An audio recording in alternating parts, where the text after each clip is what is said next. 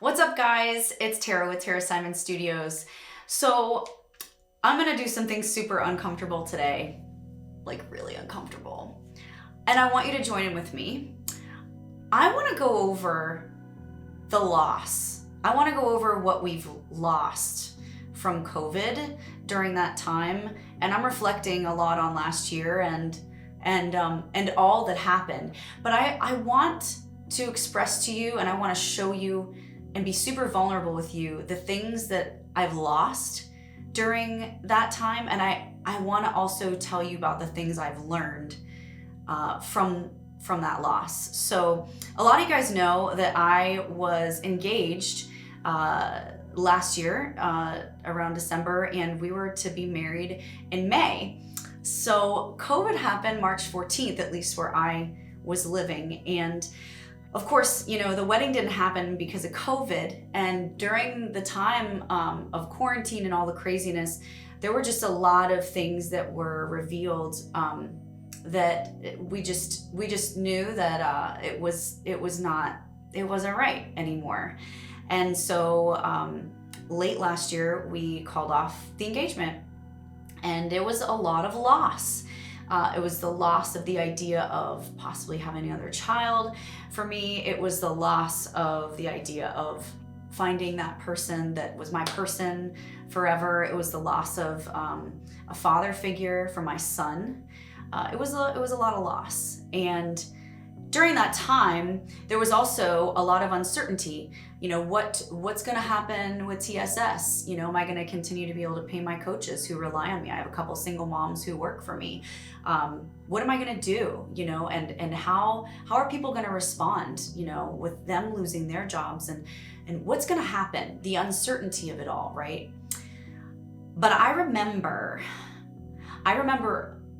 a time in my life, similar, actually worse for me than last year. And I remember in my devotions getting the verse of the do not worry verse, And for those of you who aren't familiar, I'm paraphrasing, but it says, don't worry about your life, what you're going to eat, what you're going to drink, what you'll wear. The lilies of the valley, they don't toil, they don't spin, and yet your heavenly Father clothes them in glory. And tomorrow has enough worries for itself, so just sufficient for today is enough. You don't need to worry.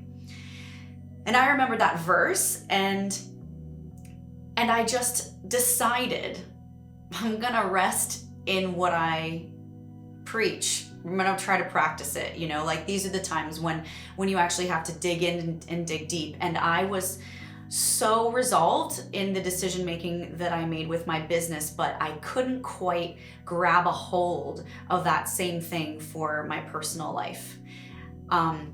And it's been something that I've really had to reconcile. Like, why am I so decisive? Why can I make great decisions in business, but why in this area? And I've come to realize some things during the loss. I realized that I'm codependent.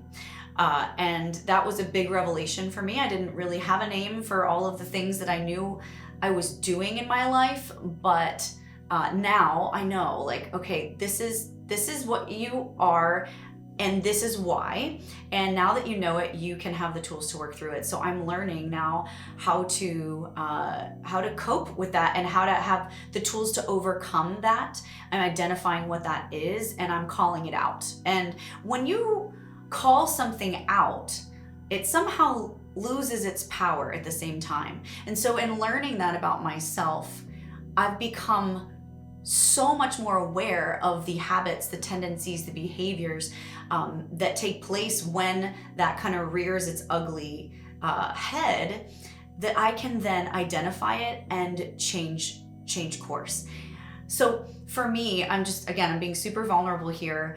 I want to encourage you guys, if there's something about yourself or something in your life that has happened and you've lost as a result of coronavirus. It could even be a person. It could even be someone in your family. You could be really suffering great loss, more than just a relationship. You could be suffering the loss of a job, a loss of a child, loss of a family member, a loss of a dream come true like me. My hope for you and my prayer for you is that you shift your perspective from what you've lost and start to look towards what you have learned. Because I promise you there's something there. There's a nugget of knowledge there for you if you would just avert your eyes from the loss and try to find the lesson in it, because it's always a lesson. And it's really hard, but I tell you what, one thing that I really had help when I averted my eyes to the learning part, one thing that really helped me when I did that was it got my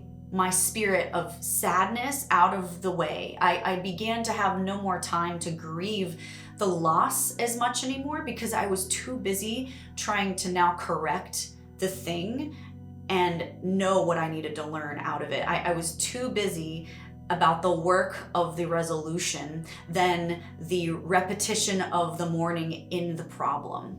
And I found a lot of peace in that. And I found a lot of growth and a lot of, I dare I say, happiness in that. And so I'm grateful, I'm grateful. People come in and out of our lives, and I learned a lot, and I'm better for it, and I know he is too. So I just want to encourage you guys today. I'm being super vulnerable and naked in front of you essentially right now, but I want you to know that if you've experienced loss during a time like this, and these are unprecedented times for us all, I just encourage you today, my prayer for you today is that you flip the loss into a learned moment, into a teachable moment for yourself, and find that nugget of truth that God's trying to teach you in this time, because I promise you there is one. I love you guys so much. I'm proud of you, and I hope that you spread faith, not fear today, love, not germs, and that you be kind to a stranger, because that is how we change the world. I'll see you guys in the next one.